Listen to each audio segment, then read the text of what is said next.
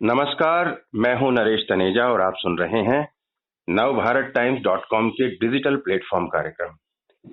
दोस्तों, आरक्षण को लेकर काफी समय से मामला गरमाता रहा है देश में। और पिछले जब आजादी के समय से ही आरक्षण लागू है कुछ वर्गों के लिए, और समय समय पर दूसरे वर्गों ने भी इसकी मांग की है और विरोध भी हुआ है और कुछ मांगे मानी भी गई हैं समय समय पर। अभी सुप्रीम कोर्ट का फैसला आया कि सवर्ण जातियों के आर्थिक रूप से जो पिछड़े हुए लोग हैं, गरीब लोग हैं, उनको 10% का जो आरक्षण मिला हुआ है वो जारी रहेगा। इस पर कुछ विरोध के स्वर भी उठे हैं और इस वक्त हमारे साथ कांग्रेस के प्रवक्ता और पूर्व सांसद और कांग्रेस के असंगठित कामगार विभाग के चेयरमैन डॉक्टर उदित राज मौजूद हैं। उनसे बात करते हैं और इस मामले में उनका विरोध क्या है और उनका पक्ष क्या है वो जानने की कोशिश करते हैं। डॉक्टर उदित राज, आपका स्वागत है। नमस्कार। तनेजा जी, मेरा कोई विरोध नहीं है। नहीं, मैं आपसे सवाल पूछता हूं कि अभी इन दिनों मीडिया में जो आपका आ रहा है स्वर, उससे लग रहा है कि आप सवर्णों को, जो सवर्ण जातियों के लोग हैं, उनके जो गरीब लोग हैं, उनके आरक्षण के विरोध में। ये किसने कह दिया आपको? ऐसा एक स्वर मीडिया में उभर रहा है। नहीं, देखिए, ऐसा है कि मैं आपको बता देना चाहता हूँ कि जब 2019 में पार्लियामेंट में बिल पेश हो रहा था तो मैं उपस्थित था, तो वहाँ नहीं विरोध किया। दूसरी बात है कि जो बयान मैंने कल दिया वो विरोध का नहीं था। बात यह है कि इंदिरा साहनी जजमेंट जो 1992 का है, जिसको मंडल जजमेंट के नाम से भी जाना जाता है, उसमें यह कहा गया था कि 50% से ज्यादा आरक्षण हो ही नहीं सकता। ये ब्रह्म वाक्य है। और कल के जजमेंट में जस्टिस रविंदर भट्ट और जस्टिस ओ ललित ने भी कहा कि 50% से की सीमा आरक्षण की नहीं बढ़ाई जा सकती है। उन्होंने भी यही बात कही जो मैंने बात कही। तो मेरा कहना यह है कि जो ये जजेस थे, जब भी SC ST OBC का मैटर आता था तो 50% की सीमा को हमेशा रेफर करते थे कि ये क्रॉस हो नहीं सकती। कल क्यों क्रॉस हो गई? यानी कहने का मतलब है कि जब SC ST का मामला आता है तो जो फीलिंग थी वो हट गई और नहीं लगी रहती है। और जब सवर्ण को आरक्षण देने की बात आती है तो वो जो सीलिंग थी, जो 50% की सीमा थी, उसको टूट गई। मैंने भी यही कहा, रविंदर भट्ट ने भी यही कहा, जस्टिस ओ ललित ने भी कहा। तो उस मानसिकता का मैं विरोध करता हूँ। ये जो सवर्ण मानसिकता है, जातिवादी मानसिकता, कई मुकदमे हम लोगों ने सुप्रीम कोर्ट में लड़े 30 साल 25 साल हर बार हर केस में हम हारे इस मुद्दे के ऊपर, कई केस मुद्दे के ऊपर। और एक लाइन में सुप्रीम कोर्ट ने समरली डिसमिस किया या रिजेक्ट किया हमारे पिटीशन को, कहते हुए कि 50% से ज्यादा तो हो ही नहीं सकता। मैं उसको चुनौती दिया। मैं मानसिकता को किया हूँ कि जब सवर्णों को आरक्षण देने की बात आती है तो संविधान भी दरकिनार हो जाता है। 9 जजेस की बेंच जो इंदिरा साहनी का है।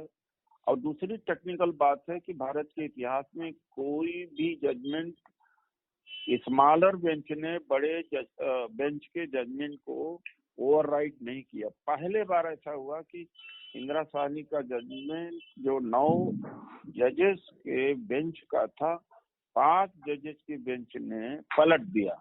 ये अनप्रेसिडेंटेड है, कभी हुआ ही नहीं।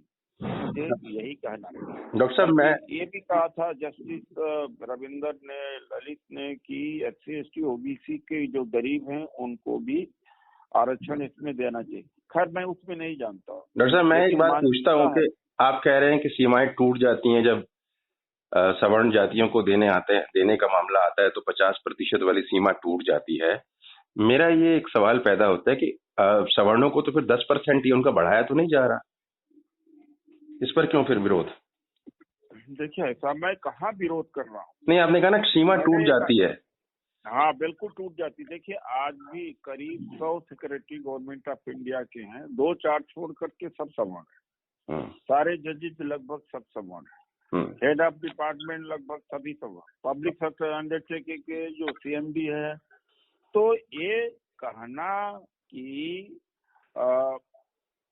सवर्णों के साथ अन्याय हुआ है ये या उनको देना चाहिए, ये कभी कभी ये लगता है कि क्या कहा जा रहा। मैं फिर से कह रहा हूँ, मैं विरोध नहीं कर रहा हूँ, क्योंकि एक बार जो हो गया सो हो गया है। ठीक है, लेकिन ये मानसिकता सुप्रीम कोर्ट की जातिवादी है। अब मैं कहता हूँ इसको हमने स्टैंड लिया है और करेक्ट है। अच्छा डॉक्टर साहब, जजेज अपर कास्ट के हैं। नहीं मैं उस पर नहीं जाता, मैं आपसे 2-3 कुछ सवाल पूछूंगा और 2-3 बड़े मूल से सवाल होंगे, क्योंकि आप जैसा ज़हीन व्यक्ति उसका आंसर दे सकता है मैं जानता हूँ। पहले तो मैं ये आपसे जानना चाहता हूँ, ये सवर्ण विवर्ण अवर्ण ये सब हट नहीं सकता देश में से? जी सॉरी, ये देश में जो सवर्ण विवर्ण अवर्ण ये सब हट नहीं सकता क्या? देखिए मोदी जी ने कहा कि मैं पिछड़ा हूँ, तो सबसे पहले मोदी जी से ही कहिए कि वो न कहें अपने आप को पिछड़ा। नहीं, उनका सम्मान नहीं हो रहा क्या देश में? 2021, अरे आप सुन तो लीजिए, अब 2021 में 27 मिनिस्टर इन्होंने बनाए पिछड़े वर्ग के। विभाग का प्रचार नहीं किया, नाम का नहीं। एक कुर्मी है, ये गडरिया है, ये यादव है, इस जाति का है।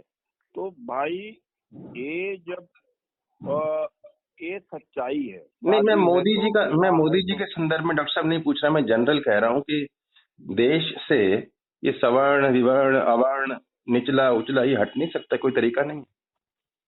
नहीं, ये कभी नहीं जाएगा। इस देश की, ये देश नहीं बल्कि दुनिया को बर्बाद करेंगे। जहां भी जाएंगे जाति लेके जाएंगे। जाति ही इस देश की सबसे बड़ी विकास, खुशी और प्रगति की बाधक रही है।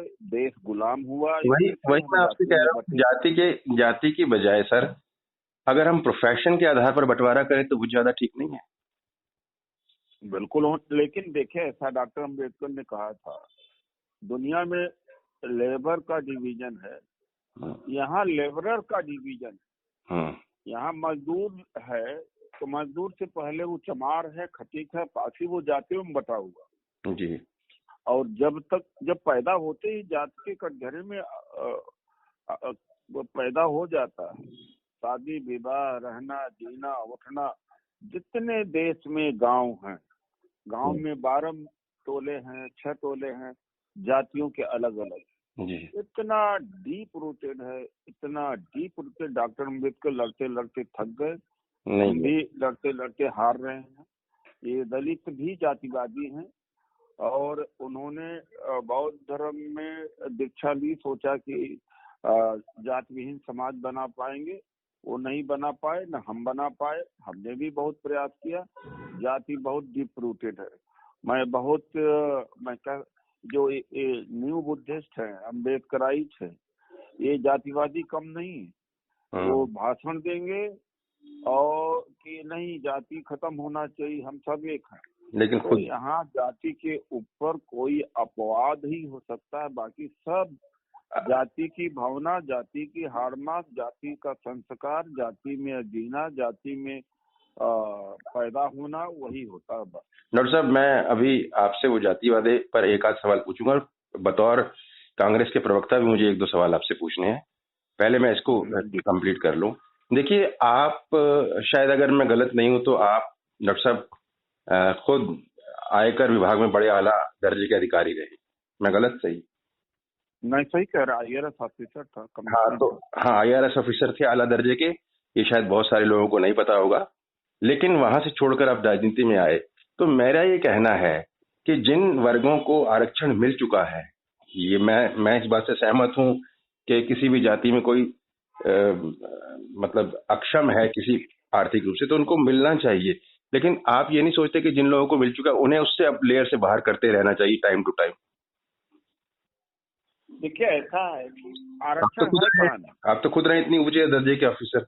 अरे आप देखे तनेजा जी, आरक्षण तो मंदिर में है, जमीन में है, व्यवस्था में है। नहीं, दार्शनिक उत्तर नहीं सर, क्लियर सर, मुझे आपसे क्लियर उत्तर चाहिए। केवल नौकरी वाला आरक्षण खलता है, बाकी आरक्षण नहीं, नहीं मुझे नहीं था, खबर नहीं सर, देखिए मुझे माफ कीजिएगा डॉक्टर साहब, मुझे माफ कीजिएगा, मैं दार्शिक नहीं, क्लियर आंसर, क्योंकि आप देखिए उच्च ऑफिसर रहे, मेरे को नौकरी का खलने वाली बात नहीं है।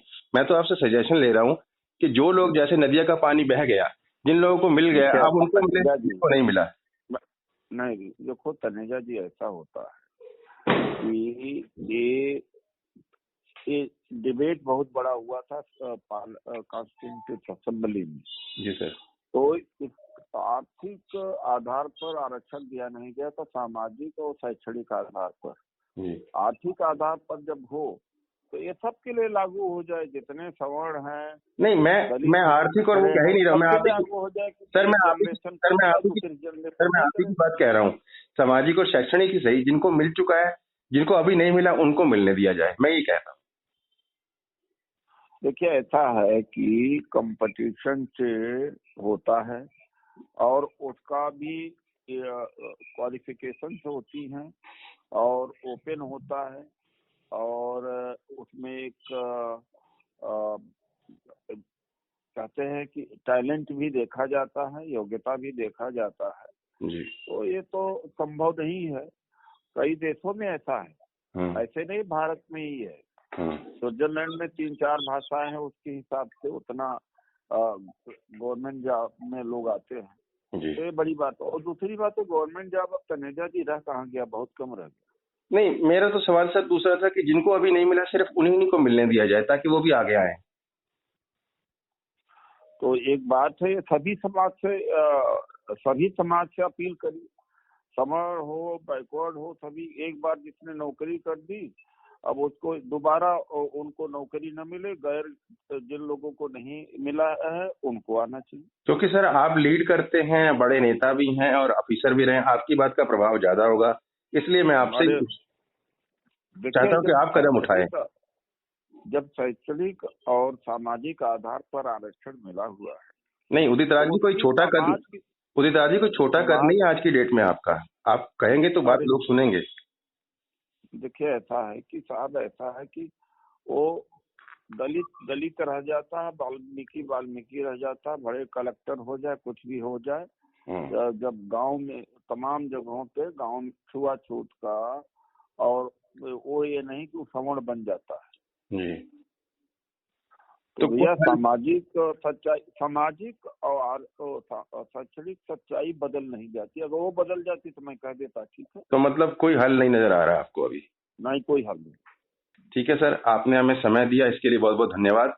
तो दोस्तों ये थे कांग्रेस के प्रवक्ता और असंगठित कामगार विभाग के चेयरमैन और पूर्व सांसद डॉक्टर उदित राज, जो खुद एक इनकम टैक्स विभाग में, आयकर विभाग में आला अफसर रहे हैं। वो बता रहे थे कि उनके बयान का गलत मतलब निकाला गया, वो सवर्ण जातियों के 10% आरक्षण के विरुद्ध नहीं है, और बाकी उन्होंने स्पष्ट तौर पे कहा कांग्रेस, आम आदमी पार्टी और बीजेपी के बारे में। अगले किसी कार्यक्रम में किसी और हस्ती के साथ फिर मुलाकात होगी। नमस्कार।